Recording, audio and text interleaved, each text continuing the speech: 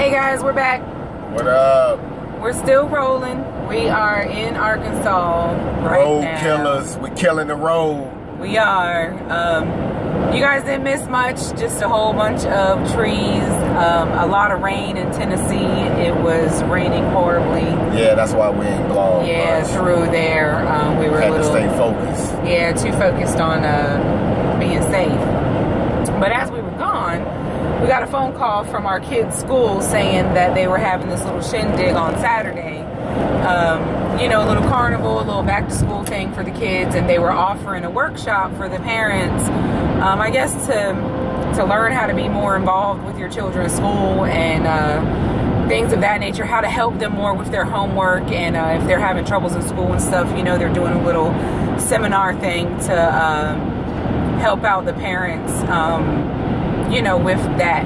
So we figured that since it is back to school time, some are already in school, ours don't go back until the 5th of September, but nonetheless it's back to school time for everybody. So we are going to talk about some things that we do with our kids during the school year that kind of helps them out a lot, with their grades, with their focus, things that they're having trouble with, even social issues with their friends and things of that nature. And then at the end, we want you guys to give us some tips on what you do for your kids throughout the school year, because we definitely love new ideas, to try out with ours. So with that being said, Preparation. How do you feel about key school, babe? To success. Preparation is key to success. Preparation starts with a good night's sleep. I'm sure everybody who has kids in the schools know that your kid should have a bedtime. Mine still have a bedtime. My son is a senior in high school and he's still got to go to bed at a certain time. Sorry, son, but you do. Only because for your own good. Only because they get up at between 5 and 5:30, in the morning to get ready for school, and letting them stay up until whenever they want to, playing those play boxes and being on their phone or their computers or whatever it is they do. They end up tired a half of the day through school. It's already bad enough that they're feeding our kids at 10 o'clock, 10:30 in the morning for lunch, and then they have to go all day, True. Without eating anything. So they're already agitated and they're already not feeling like being there, because by the time 1 o'clock hits, they're hungry again. So don't let them tell you when they're going to go to bed. You tell them when they're going to go to bed. Whether they like it or not, it is what it is. They'll thank you in the future. They'll be alert in school. They'll be, ready to absorb all the information. 10th grade and up, I say between 10 and 11 is good. 10th grade and under, 9 o'clock all day. That's just my preference. Also, another tip, something that we do with ours during the school year, is we limit their video game time. They're only allowed to have 1 hour after their schoolwork and their chores are done. They get only 1 hour of video games. They can choose either between their tablet or their actual play boxes or whatever it is that they're wanting to get on. But that's it. They get an hour. Like it or not, enjoy it while you can. If you're bored, open up the book. If you're having troubles, you're going to be doing extra work in that class. They might get mad, they might get angry, but it is what it is. You're the parent. Make sure that they understand that and they know it's for their own good. When Friday rolls around, when they get out of school Friday, you can play your play box for the rest of the night if you don't have any homework. Once your chores are done, go for it. Saturday, same thing. Sunday, you have to be off by 6 o'clock. After 6 o'clock, there's no more games. That's it. Find something else to do. Go outside. Just figure out your life.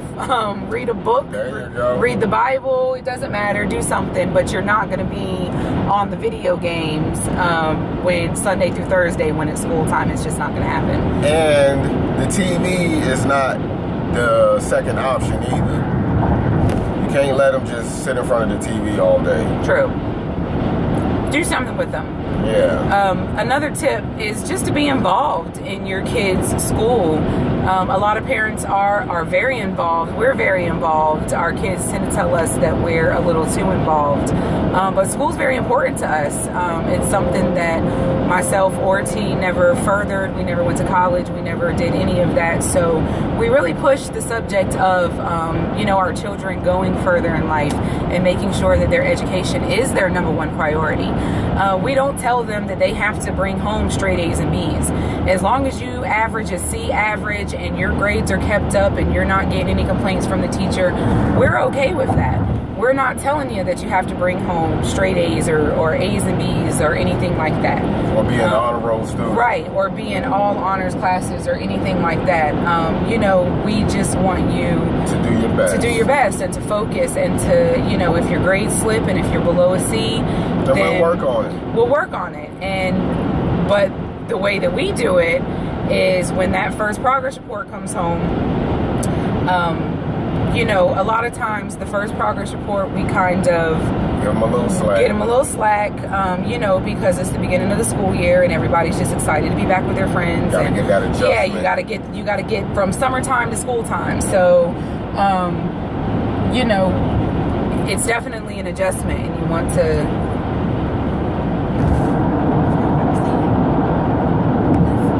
I looked out the window and I saw a whole bunch of different animals, and I completely forgot what I was saying. Progress reports.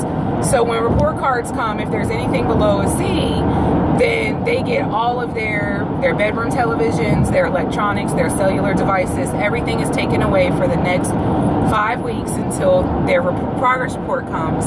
And if the grade is brought up, they can get everything back. If it's not, then it stays with us.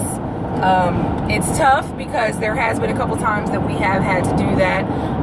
They get aggravated, they get bored, they get on your nerves because they know that if they just continue, eventually mom and dad's going to give in because they just don't want to hear it. But we kind of, we whine back to them. We say, well, you want your cell phone? We just want above a C in school, and that's all we need. And, just give it back to them, everything they do. Limiting their time also is with the computer. Make sure that you know what your kids are on your computer. Limit your computer to only things for school. Don't let them get up there and browse the internet all night long and, download music. Yeah, and not do anything really productive. When I was younger, we didn't have a choice. When we got done with homework, we were outside until dinner time. Doors were locked. Don't come back in my house, until it's time to eat. And it is what it is.